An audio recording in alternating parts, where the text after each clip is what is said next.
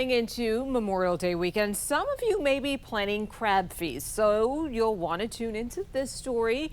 Get ready to pay more for crabs. Yeah, and this is not because of inflation or tariffs, anything like that. It simply is an issue with the crab population in the Bay. Our Maryland Bureau Chief, Brad Bell, bit of an expert on this subject. He's joining us now live on Kent Island to explain what's likely some pretty unfortunate news for a lot of people. Brad? Yeah, you're going to have to pay up. Look, so we're on Kent Island. This is the workboat basin here.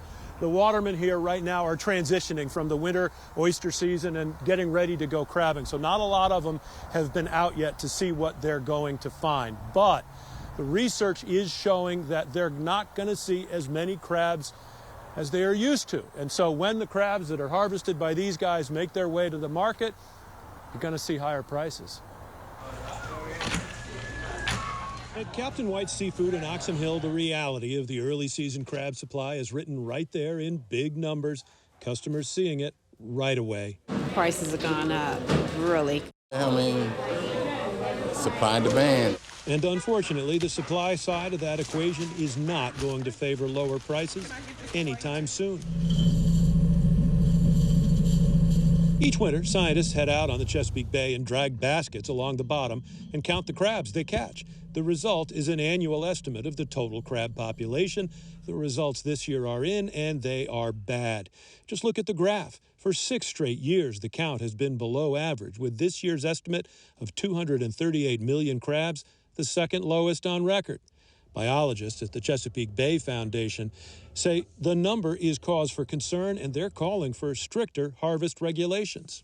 It's definitely a red flag, and obviously the continued low numbers are what is most concerning. State regulators argue factors beyond their control are at work. Temperature, storms in the ocean, water quality, all of those things play a role. And on Kent Island at the Waterman's Basin, where crabbers like Tucker Smith are getting ready for the season and where livelihoods depend on the crab population, well, they don't put much stock in that survey. I'm not really sure. I don't go by that. We don't know until we get out there. Yeah, that's typical of what you hear from watermen. Captain Smith, he's going to be heading out in a couple of weeks. We saw him today just sort of getting his boat up and ready. Look, the good news in all of this is that crabs can really boost their population quickly in year to year if the environmental conditions are just right. So there is hope for a bounce back. There's also a long-term study underway right now to find out what really could be the root of this. A lot of people believe it's this invasive blue catfish that is decimating the population, but they got to figure out just how bad a problem that is and then what they can do about it. On Kent Island, Brad Bell, 7 News.